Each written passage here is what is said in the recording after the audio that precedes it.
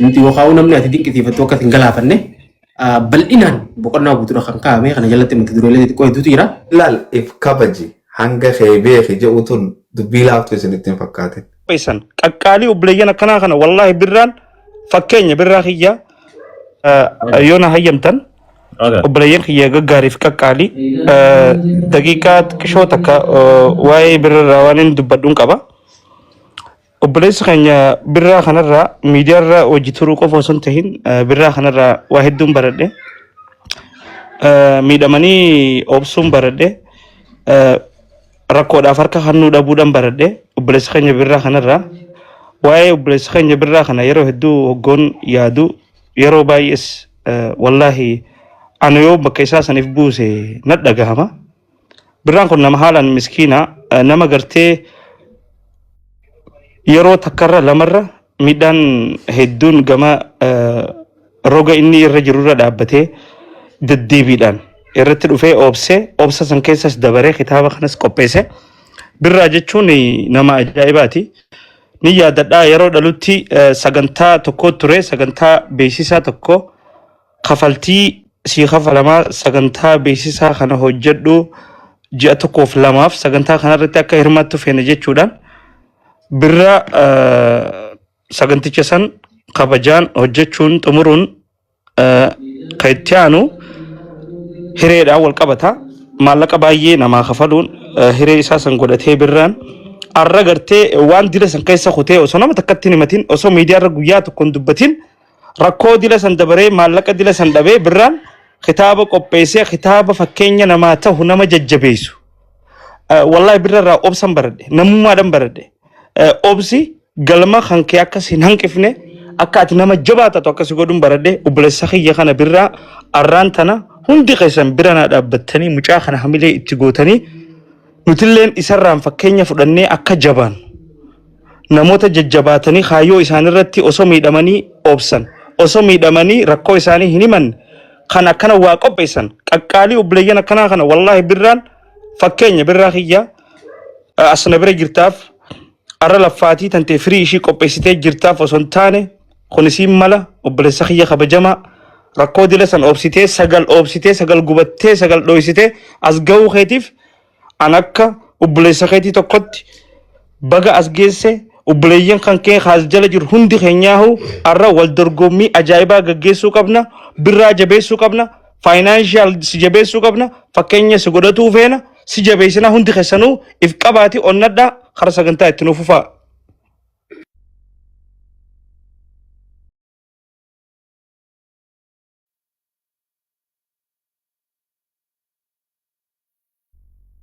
Okay. Thank you. Zamme galatoomi. Okay, waa'ee birrarraa waan wallahi waan ajaa'ibaa dubbate waan dhugaatiiti waan dhuguma lafa jirtu anyway irra deebi'ee anis yoon dubbadhe sa'aatu warna ja'a sagantaan wal duraa duubaanii sila karaa boodatti immoo keessummoonni obboleeyyan keenya isin gaa keessummoota miti ijoollee manaati warreen amma gastirran waliin jirtan karaa boodatti immoo keessummoota waliin I think hundi keessan affeeramtaniiti bifa keessummaatiin yaamamtanii karaa boodaa yeroo xiqqishoo achi deemne isin hunda jala isin keenyati keessummoota wajjin kan isin galchinu ta'a amma immoo karaa sagantaa itti aanutti deemna I think haroon waan dhufeen soomii caaltu haroon dhufe haroo yoo dhufe daaretti okay bootaan guutuudha MK waloloota gabaabduu qabana fakkaata MKni bikii hin jiru eenyu wanna goona ani dubbatee bahaati ani dhumuu danda'a. ana dubbatee bahaati salaamu alaikum ana Zizo oh okay akkami jirta bagana gaan dhufte akkam jirtan fayyaa keessanii baga nagaan eegdanii jaalbirraa kennaa baga guyyaan kanaan si gahee baga umrii jiraattee baga guyyaa kana argite baga waan guyyaa ifaajee waan itti ifaajee guyyaa kana argattee sa'aatii Arsenaaliin beeka jaluma taa'ee dhageeffadha yaaduma xiqqoo takka waa lama sadii jenne deemaa wannan jedhu barbaadu akkuma obboleessi kiyya lamaanuu kaasuu yaaletti dhugaa rabbii haga biyya ormaa birraan deeme miidhuma kanarratti wal beeyna yeroo dheeraadha. rakkoon isarratti gahee zulmiin isarratti dalagamtee waan hedduu nu dhukkubsee hunda keenya bolowwan namas jala jiru hundaan waan nama dhukkubsu obsa sanii hundaa taree ani akkuma zamaanuun jedhee obsa guddaa hangana hammana hin jedhamne tokko sirraa baradhe dhugaa rabbii yaada zamaanuun jedhee hunda sheernan godha hin qooddadha wannan jechuu barbaade dhumarratti warroonni guyyaardhaa affeeramtanii osoo hin affeeramin illee nama maraa waliin gahee hin danda'u waan kana kophaa isaa itti faajee asiin gahee kanaaf hundi keessan hirmaan irra godha obboleessa keenya birraa gammachiifnee cinaa dhaabbannee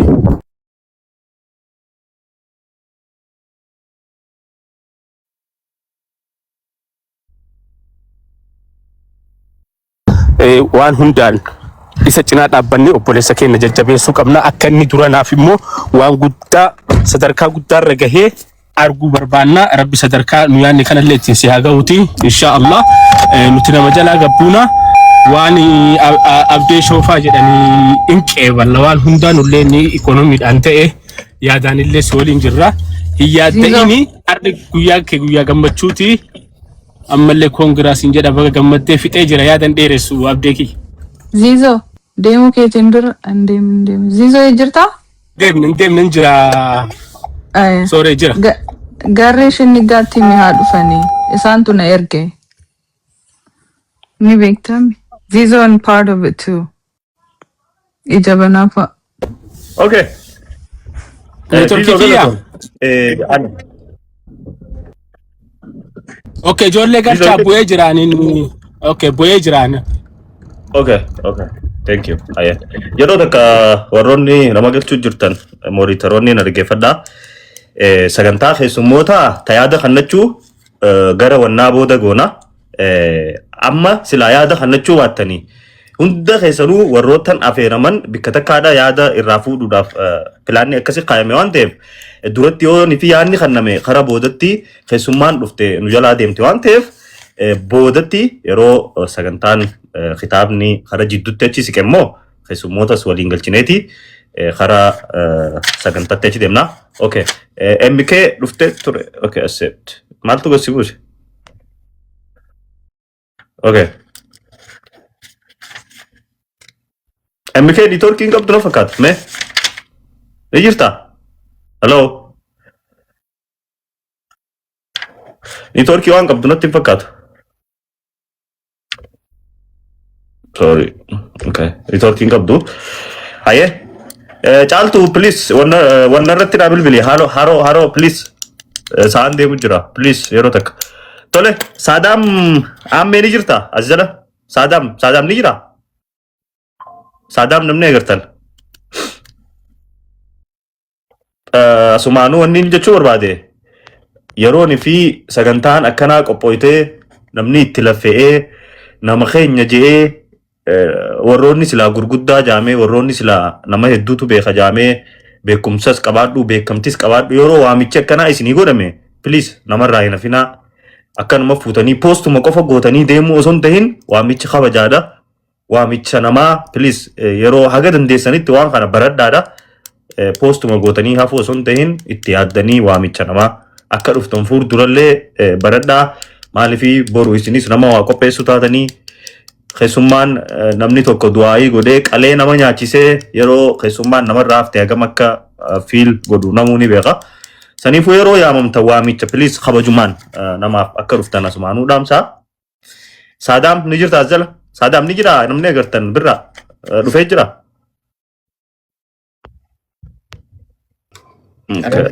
Waan jedhu nuti fakkaata. Okay, Saddam hin jiru. Caaltuun Dr. Nuruddin bagane gaan dhufte as jala jirtanii welcome. Okay.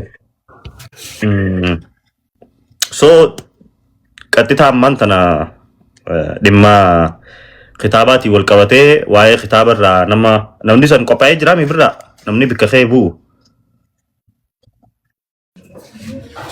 No, namni sun hin qophoofne hin dhufne amma hanga ammatti hin dhufne. Yoo barbaachisaa ta'e haasaa gabaabaa kunis maaf. Okay. Ayyee. carraa sila waa'ee kitaabaati gabaabsanii waa'ee kitaaba mata mataa irraa nu fuudhanii nuuf dubbatanii. Mee namni kitaaba kana dubbise fakkeenyaaf Shamsuddin Tahaa yoo jala jiraate galchi. Namoota kitaaba dubbisaa turan keessaa namni kitaabni dursee isaan bira ga'e tokko tokko ni jirani. Isaan galchiiti waan Mee namni kitaaba dubbista Shamsuddin ni jirtaa jalame Shamsuddin Tahaa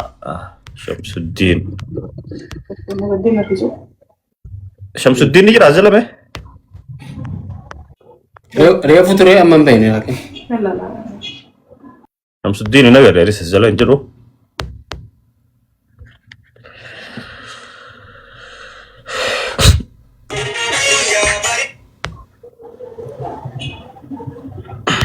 Okay.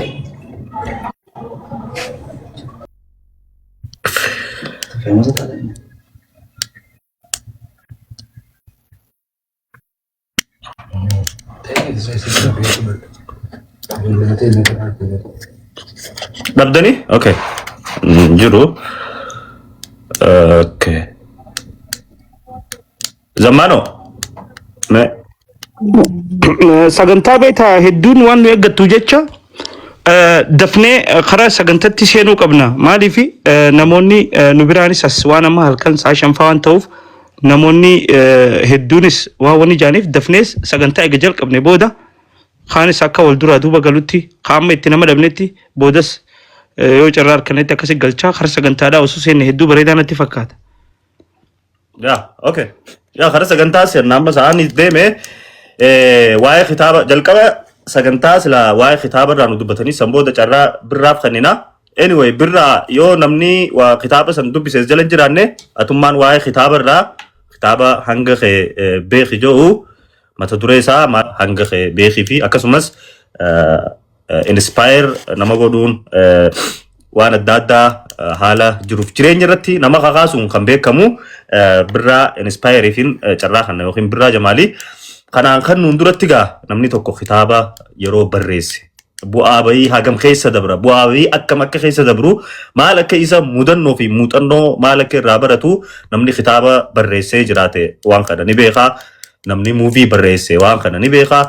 Saniifuu waan laaftutti laalluu miti please hanga dandeessanitti nu biraa hin deeminaadha nu biraa hin fagaatinaa kitaaba kana hanga xumuratti sagantaa waliin gaggeessineeti asirraa adda galla sa'a gabaabduu keessatti nu xumurra jennee yaanna. Amma obboleessa keenya birraan akkamitti mee kitaabni kun waa'ee maaliitiin akka wal qabatuu fi akkamitti akka ta'e gabaabsee cuunfee bareechee akkasumattis carraa haasawaa isaafis kennine isarraa kan dhaggeeffannu ta'a. Hundi keessanuu hanga xumuratti ammas nu faana tura. Birraa anaa dhufu baga gammaddee irra deebi'ee baga guyyaa kanaan rabbiin si ga'e carraan keetii itti fufi.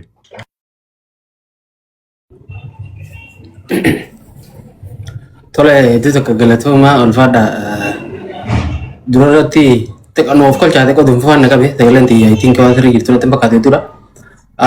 Duraan dursee galanni rabbii guddaaf haa ga'u bu'aa bahii hedduu keessa dabarsee guyyaa har'aa kana bakka kanaan nu ga'e alhamdulillah jechuun fadha. Itti aansee immoo namoota kitaaba kana barreessuu keessatti jalqabaa kaasee gaafan kitaaba kana barreessuu jalqaburraa eegalee hanga ani kitaaba kana maxxansutti na cinaa turan hedduutu ture. Hedduu tokko galatoomfachuun barbaada. Isaan keessaa takka haadha manaatiyya hedduu tokko galatoomtuu Raggaatu Muhammad.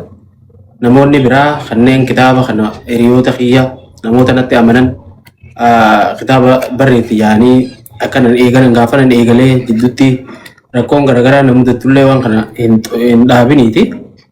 Xumuri yaanii na cinaa dhaabbatan hundi keessanuu hedduu tokko galatoomaa. Kabiraa immoo gulaaltonni kitaaba kanaa hedduu tokko waan hedduudhaan kitaaba kana keessa deebitanii naa gulaaluudhaan bakka nan sirreeffachuu qabu naa sirreessuudhaan na waliin dhaabbatanii kitaaba kana tartiibara na kaa'uu keessaniif hedduu tokko galatoomaa. Jalqaba irratti hayyuu seenaa abbaa keenya Naasir Khaliil yoo kaa'u abbaa malkaa jechuudha. Hedduu tokko galatoomuu jechuu barbaada. Kabiraa walaleessaa fi akkasuma barreessaa kitaaba kan ta'e Saphaloo Qadiir hedduu tokko haa galatoomu. Namni biraa Ahmad Muhammad Rooba barreessaa kitaaba Callee Cittee akkasuma dargaggoo Iskandar Abdukarim hedduu takka galatooma ulfaadhaan ittiin jaa'u kitaaba kana naa gulaaluu keessatti gaheen keessan salphaadhaa miti. Kabira ammas kanin hedduu takka galatoomfadhu kitaaba kana maxxansuuf gaafa harki na gabaabbatu warri ispoonsara taatanii horii keessanii na gargaartanii akkanan kitaaba kana maxxansuu na deeggartan jalqaba irratti hundeessaa fi abbaa dhaabbata MKL waliif trading milkeessaa muummee hedduu takka galatoomin jechuun barbaada. Absee muummee bilata kiyya hedduu takka galatoomeetillee kabira tulluu naatir yookaan alwaan naatir hedduu takka galatoomaa isin hundinuu waan dandeessanii na bira dhaabbattanii kitaabni kunarraan tana sammuu keessaa gabbu'ee lafarratti dubbistoota ani biraan gahuu barbaadu san biraan waan geessaniif hedduu takka galatoomaa ulfaadhaan ittiin jechuu barbaadde. Inni biraa immoo kitaaba kana nama tokko arraan tanaa irratti hedduu galatoomfachuu barbaadutu jira. Nama gaafa guyyaa kitaabni kun maxxanfamuudhaa ka'urraa kitaabni akkuma beekamu kitaabni kun biyya keessa maxxanfame as dubbistoonni hedduun biyya keessa jiran jaabee waan jee yaadufin biyyatti maxxansiise. Achitti na cinaa dhaabbatee kitaaba maxxansiisee hanga waa hunda jala dhaabbatee biyya keessa raabsise wantoota garaagaraa godhaa jiru. Fiixa baasmuusee hedduu takka naa galatoomi siin jaa jala yoo jiraatte dhugumatti jechaan galatoomfachuu hin danda'u hedduu takka galatoomi. Dizaayina kabara kitaaba kanaa nama naa tolche. Ifa Amin hedduu takka galatoomii ulfaadhuun siinjaa akkasuma xalayaan namoota ittiin afeerullee babbareedu san naa tolchuu keete giraafiksii bareedaa ta'een akkasitti sagantaa kiyyaa piroomoot naa godhuu keetiif hedduu takka galatoomii ulfaadhuun siinjaa. Inni biraa sagantaa har'aan tana asitti irra wal qabamne kana namoonni qindeessuudhaan na cinaa dhaabbatanii waan kana ani tiktaak irratti kitaaba eebbisiisuun akka danda'amu wanti hin jenne ture. Na cinaa dhaabbatanii wanni kun ni danda'ama achirratti akka eebbisiisnuu fi kitaaba achirratti yoo danda'ame gurguruu fi gammachuu kee kana gara sooshaal miidiyaatiin natti nama sooshaal miidiyaa irra ture achirratti waliin qooddannaa jettanii sagantaa kana qindeessitanii sadarkaa kanatti asirra fiddanii sagantaa kana akkanatti hawaasa kiyya duratti arraan tana taa'ee waan hin qabadhee nufi kana uummata kiyya agarsiisuu kiyyatti haala naaf mijeessuu fi na cinaa dhaabbachuu fi na jajjabeessuu fi yaadan karaa na kaa'uu keessaniif hedduu takka galatoomaan isin jaa abaluun jedhu nama hedduudha. Hedduu takka ulfaadhaan isin jaa. Eegan kana jee booda kitaabni kun mata dureen isaa akkuma agartan hanga qeebee kiyya. Hanga qeebee kiyya jechuun arraba fakkaata yookaan nama tokko hanga qeebee yookaan jettuun wanti na fakkaata garuu ergaa guddaa qaba. Namni tokko yoo hanga ifi hin beekne waan takkallee chaalenjii tokkollee fees godhuu hin danda'u. Waan takkallee dura dhaabbatu hin danda'u. Yookaan waan humna isarra xiqqooti humna guddoo baatee itti qisaasa. Yookaan ammoo waan humna isaatii oliiti itti deeme qofaatidhaaf ibsaatila. Kanaaf namni tokko hanga ifitti tarkaanfachuu akka qabuu fi dhaloota kana namni tokko namarraa osoo waan eeyne ifumaan tattaaffatee jireenya isaa keessatti gufuulee garaagaraa tarkaanfatee akka bakka barbaadu gahuu danda'u kitaaba dhaloota kana qaruu irratti xiyyeeffatudha. Keessattuu dargaggoonni kitaabni kun akka maanuwaalatti waan nama fayyadu kitaaba hogguutu akka dubbisanii lafa kaa'an osoo hin taane kitaaba amma gaafa chaalenjii wayii keessallee seenti deemtee bantee kararra nama kaa'uu danda'u akka maanuwaalatti waan barreeffamedha. Kanaaf dargaggoota irratti xiyyeeffata baay'inaani akkasuma keessattuu boqonnaan jaha waa'ee sooshaal miidiyaa fi akkasuma boqonnaan jaha mata dureen isaa fakkeenyaaf yoo akka nu taate dinqisiifannarraa fayyadamuudha jaa. Namni tokko waan dinqisiifatu irraa fayyadamuu malee wanni ati dinqisiifattu yookaan namni ati dinqisiifattu akkas hin galaafanne bal'inaan boqonnaa guutuudha kan kaa'ame kana jalatti mata dureelee xixiqqoo hedduutu jira. Namni siyaasaa kaatee hordoftu tokko waan ati hordoftu qofa sirrii hin jiru hin balleessu jechuu hin dandeessu. Waan ati mormitu qofaaf nama badaa ta'uu hin danda'u. Namni ati sooshaal miidiyaa irratti hordoftu tokko waan ati hordoftu qofaaf yeroo mara sirrii hin jiru yeroo hunda dhugaan dubbatu yeroo hunda haqan qabu nama miidhu yoo hin dandeessu. Namni ati hin feenes akkasumatti yeroo mara badaa miti. Kana keessatti wanni ati nama hordoftuuf namni suni karaa nama sanii jala deemtee ittiin baduuf osoo hin taane nama hordofuu qabdu akka hordoftuu fi lafa irrattis ta'ee sooshaal miidiyaa irratti xiyyeeffannaan kanallee kitaaba kana keessa kennameefii jira. Kitaaba hedduu nama fayyaduu fi yoo dubbisan faayidaa guddaan irraa argamudha kitaabichi. Namoonni dubbisan yoo booda wanti arganne wanti isaan dhiyeessuu danda'anii kan jechuun barbaadu kanumaa hedduu tokko galatoomaa ulfaadhaa akkasuma dhumarratti immoo kan galatoomfachuu barbaadu hawaasa kiyya akkana na jaalatu kana kitaaba kiyya akka ajaa'ibatti sooshaal miidiyaa irratti gammachuu isaan agarsiiftanii inni biraa keessummoonni asitti argamtan warri ati jala jirtan kanneen guyyaa arraan tanaa na bareechuudhaaf as jirtan kun hedduu takka galatoomaa hedduun isin jaaladhu dhugaa hedduun gammadee gaafa waan takka gootu hangam fuuldura akka inni wanti ta'u hin beektu garuu waan keessa dabartee fi akkaataa keessa dabartee hunda irraan fakka guyyaa waan akkanaa agartee hedduu takka galatoomaa hedduun isin jaaladhu. Okay, thank you obboleessa keenya birraa hedduu galatoomii irra deebinee baga guyyaa kanaan si geessin jechuu barbaadna. Amma gaa sagantaan fuulaachi xiyyeeffattee jirti fuullee achi galagalee jira.